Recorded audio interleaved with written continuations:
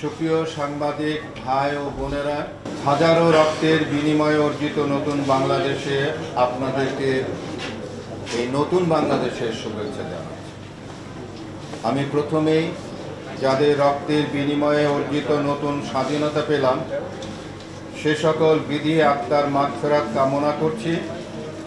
যারা এই আন্দোলনে আহত ও পঙ্গুত্ব বরণ করেছেন তাদের সুচিকিৎসা, আরোগ্য লাভ ও সঠিক পুনর্বাসন কামনা করছি। সুপ্রিয় সাংবাদিক বন্ধুগণ, আপনারা অবগত আছেন 1993 সালের 22শে অক্টোবর আমার স্ত্রী জাহানারা কাঞ্চনের মর্মান্তিক রোড ক্র্যাশে চট্টগ্রামের চান্দনাইশে শাহাদত বরণ করেন। শাহাদত বরণ করার দিবসটিকে প্রতি বছর আমরা জাতীয় নিরাপদ সড়ক দিবস হিসেবে পালন করে থাকি। দেশ গঠনের এমন এক ক্লান্তি লগ্নে আসন্ন 22শে অক্টোবর জাতীয় নিরাপদ সড়ক দিবস উদযাপন ও প্রাসঙ্গিক কিছু বিষয় আলোকপাত করতে আজকের সংবাদ সম্মেলনের আয়োজন করা হয়েছে। আপনারা জানেন, নিরাপদ সড়ক চাই, রোড ক্র্যাশ মুক্ত বাংলাদেশ গড়ার লক্ষ্যে গত প্রায় 31 বছর ধরে নিরলসভাবে কাজ করে যাচ্ছে। এই সময়ের মধ্যে দেশে একাধিক সরকার এসেছে দেশ পরিচালনায়। আমরা প্রতিটি সরকারের কাছে রোড ক্র্যাশ মুক্ত বাংলাদেশ গড়ার বিষয়ে আমাদের লব্ধ জ্ঞান পরিকল্পনা তুলে ধরেছি, কিন্তু প্রতিটি সরকারের ভেতর ঘাটতি মেরে থাকা পরিবহন মালিক, শ্রমিক সংগঠনের নেতাদের দাপটে একটা পর্যায়ে সরকার অসহায় অথবা কম্প্রোমাইজ করেছে। সাম্প্রতিক একটা উদাহরণ দেই। জুলাই ছাত্র জনতার অভ্যুত্থানে মেট্রো রেলের মিরপুর ও কাজীপাড়া স্টেশন ক্ষতিগ্রস্ত হওয়ার পর দেশবাসীকে জানানো হলো কমপক্ষে 1 বছর সময় লাগবে এই দুটি স্টেশন চালু হতে এবং আনুমানিক প্রায় 100 কোটি টাকা খরচ হবে। বর্তমানে অন্তর্বর্তীকালীন সরকার দায়িত্ব নেওয়ার পর মাত্র 2 মাসের মাথায় কাজীপাড়া স্টেশনটি চালু করা সম্ভব হয়েছে অনেক কম খরচে। সম্প্রতি আপনারা এই নিউজ করেছেন যে ঢাকার পরিবহন সেক্টর থেকে প্রতিদিন 1,65,00,000 চাঁদা তোলা হতো। সম্প্রতি অর্থ বাণিজ্য উপদেষ্টা বলেছেন চাঁদা আদায় হচ্ছে আগের মতোই, শুধু মুখ বদল হয়েছে। তাই যদি হয় তাহলে সড়কের শৃঙ্খলা আদৌ ফিরবে কিনা আমরা শঙ্কিত। প্রিয় সাংবাদিক বন্ধুগণ, আপনারা জানেন 2012 সালে প্রতি বছর আমরা সংবাদ সম্মেলনের মাধ্যমে দেশবাসীর সামনে বেসরকারিভাবে রোড ক্র্যাশ পরিসংখ্যান দিয়ে আসছিলাম। যদিও কাজটি সরকারের আন্তর্জাতিক রোড সেফটি নীতিমালা অনুযায়ী প্রতিটি দেশ রোড ক্র্যাশ সংক্রান্ত ডাটা সংরক্ষণ করবে, কিন্তু পরিতাপের বিষয় সরকারকে বারবার বিষয়টি অবহিত করা সত্ত্বেও সরকার এটির প্রতি কোনো গুরুত্ব দেয়নি।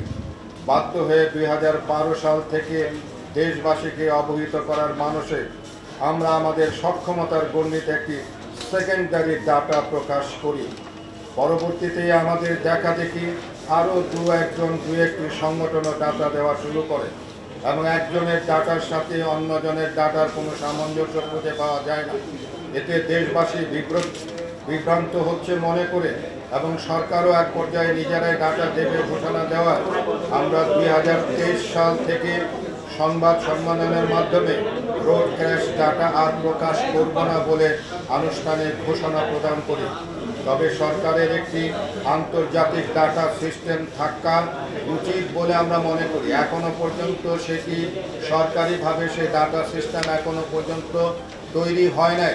আমরা এই অন্তর্বর্তীকালীন সরকারকে আমরা আহ্বান জানাচ্ছি যে রোড ক্র্যাশ নিয়ন্ত্রণের জন্য অবশ্যই ডাটা একটি বড় ব্যাপার। বর্তমান অন্তর্বর্তীকালীন সরকার দায়িত্ব নেওয়ার পর আমরা কিছুটা আশায় বুক বেঁধেছি। অক্টোবর মাসব্যাপী সারা দেশে আমাদের সহযোদ্ধারা যে সকল কর্মকাণ্ড পরিচালনা করবে তার একটি সারসংক্ষেপ আপনাদের মাধ্যমে জাতির কাছে তুলে ধরতে চাই। কর্মকাণ্ডের মধ্যে আছে ফ্রি হেলমেট বিতরণ, সড়কে যানবাহনের চলাচলের জন্য করণীয় শীর্ষক সচেতনতামূলক লিফলেট বিতরণ, আমাদের ভবিষ্যৎ প্রজন্মকে সড়ক ব্যবহারে সচেতন করতে শিক্ষার্থী সমাবেশ, যারা স্বেচ্ছাশ্রম দিতে চায় এমন সড়ক যোদ্ধাদের মাঝে সেফটি জ্যাকেট বিতরণ, মোটর শ্রমিকদের মাঝে সেফটি জ্যাকেট বিতরণ, রাস্তায় যানবাহন চলাচলে এবং পথচারী পারাপারে স্পিড ব্রেকার, জেব্রা ক্রসিং ও রংকরণ, যানবাহন নিরসনে ট্রাফিক ক্যাম্পেইন, সড়ক নিরাপত্তা ইস্যুতে সংবাদ সম্মেলন, শিক্ষার্থীদের মাঝে শিক্ষা উপকরণ প্রদান, সড়ক নিরাপত্তা সংক্রান্ত শিক্ষার্থী প্রশিক্ষণ কর্মশালা, শিক্ষক প্রশিক্ষণ কর্মশালা, অভিভাবক সমাবেশ, মা সমাবেশ, চালক প্রশিক্ষণ কর্মশালা, গোল টেবিল বৈঠক, র্যালি ও সমাবেশ,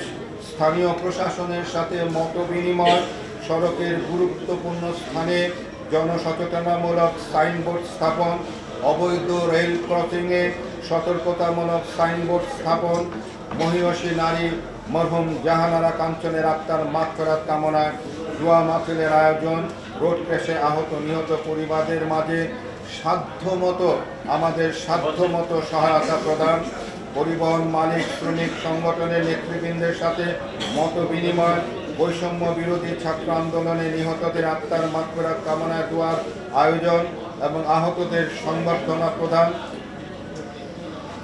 যেখানে নগর পরিবহন সার্ভিস নেই সেখানে নগর পরিবহন চালুর দাবিতে জেলা প্রশাসককে স্মারকলিপি প্রদান, মানববন্ধন, শহরের জনবহুল এলাকায় সড়ক সচেতনতামূলক আলোকচিত্র প্রদর্শনী, স্কুল কলেজ বিশ্ববিদ্যালয়ের শিক্ষার্থীদের মাঝে সড়ক নিরাপত্তা বিষয়ে বয়স ভিত্তিক রচনা প্রতিযোগিতার আয়োজন ও সেরাদের পুরস্কার বিতরণ, পরিবেশ রক্ষায় বৃক্ষরোপণ কর্মসূচি পালন, দুর্ঘটনায় আহতদের স্বেচ্ছায় রক্তদান, দুর্গাপূজার সময় জনবহুল মণ্ডপে যাতায়াতে রাস্তায় ট্রাফিক ক্যাম্পেইন ও যানবাহন চলাচলে স্বাভাবিক রাখা, ইমামদের নিয়ে সড়ক নিরাপত্তামূলক প্রশিক্ষণ কর্মশালা, বিট পুলিশিং ও হাইওয়ে পুলিশের সাথে মত বিনিময়, যানবাহন মালিকদের সাথে মত বিনিময়, উন্মুক্ত জলাশয়ে মৎস্য অবমুক্তকরণ, মহামান্য রাষ্ট্রপতি, মাননীয় প্রধান উপদেষ্টা ও সংশ্লিষ্ট